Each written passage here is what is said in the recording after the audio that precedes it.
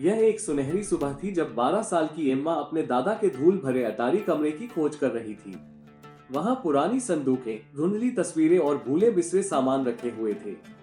एक कोने में उसने एक छोटी लकड़ी की संदूक खोली और उसमें एक अनोखी टोपी पाई।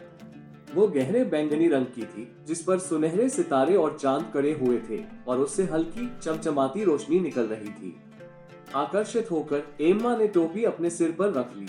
जैसे ही उसने ऐसा किया, एक हवा का झोंका पूरे अटारी में दौड़ गया, जिसमें जंगली फूलों और समुद्री हवा की खुशबू थी। एक गहरी, दयालु आवाज उसके कानों में गूंजी, नमस्ते, तुमने मुझे जगा दिया है। आज हम कहाँ चलें? एम्मा चौंक गई। रुको, तुम जिंदा हो?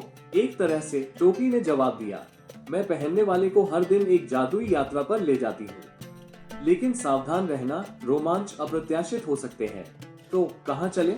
एम्मा ने एक पल सोचा, फिर मुस्कुराई। मैं हमेशा एक ड्रैगन देखना चाहती थी। तो ड्रैगन ही सही। टोपी चमकी और अचानक एम्मा रंगों और रोशनी की चमक में लिपटी हुई एक नई जगह पर पहुंच गई।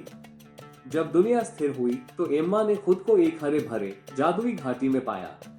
ऊंचे ऊंचे पहाड़ों ने इस जगह को घेरा हुआ था, जिनकी चोटियां धुंध में छिपी हुई थी। सामने एक चमकती हुई पन्ने जैसी झील थी और पास की पहाड़ी पर एक शानदार ड्रैगन बैठा था। उसके तराजू तांबे की तरह चमक रहे थे और उसके पंख धूप में झिलमिला रहे थे।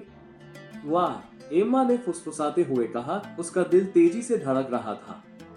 ड्रैगन ने अपना विशाल सिर घुमाया और सीधे उसकी ओर देखा। उसकी सुनहरी आंखें जिज्ञासा से चमक रही थी। मेरे इलाके में आने की हिम्मत कौन करता है? उसने गरजते हुए कहा, लेकिन उसकी आवाज में धमकी नहीं थी। एम्मा ने घबराकर टोपी को ठीक किया। मैं एम्मा हूँ, मेरा मतलब कोई परेशानी खड़ी करना नहीं था। ये टोपी मुझे यहाँ लाई है। ड्रैगन ने हंसते हुए धुएं का एक गुबार छोड़ा। कल्पना की टोपी क्या? वो पुरानी चीज। सदियों हो गए किसी के इसके जरिए मेरे पास आने के। सदिया, एम्मा ने आंखें फैलाते हुए कहा। तुम इस टोपी को जानते हो? हाँ, ड्रैगन ने कहा। ये जादुई परिषद की निशानी है। मैं उनका रक्षक हुआ करता था, लेकिन अब मैं इस घाटी में अकेला हूँ। बताओ बच्ची, तुम क्या चाहती हो? एम्मा ने एक पल सोचा। शायद रोमांच, लेकिन शायद तुम्हें भी एक दोस्त की जरूरत है। ड्रैगन ने अपना सिर झुकाया और मुस्कुराया। ठीक है एम्मा, चलो उड़ते हैं। एम्मा कुछ कह पाती, इससे पहले ही ड्रैगन ने अपना पंख नीचे किया और उसे चढ़ने का इशारा किया। उत्साह से कांपते हुए वो उसकी पीठ पर चढ़ गई।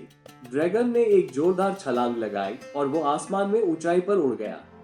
हवा उसके कानों में गूंज रही थी और घाटी हरे और नीले रंग की धुंधली तस्वीर बन गई। उसने दूर के महल, तैरते हुए द्वीप और चमचमाते झरने देखे। ऐसे अद्भुत दृश्य जिनकी उसने कभी कल्पना भी नहीं की थी। जब सूरज क्षितिज के पास झुकने लगा तो ड्रैगन ने फिर से घाटी में उतरते हुए कहा, धन्यवाद एम्मा, तुम्हारे आने से मुझे खुशी मिली। शायद तुम फिर कभी आओगी।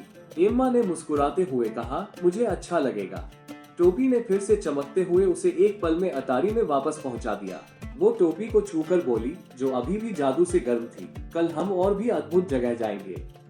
टोपी ने चमकते हुए सहमति जताई।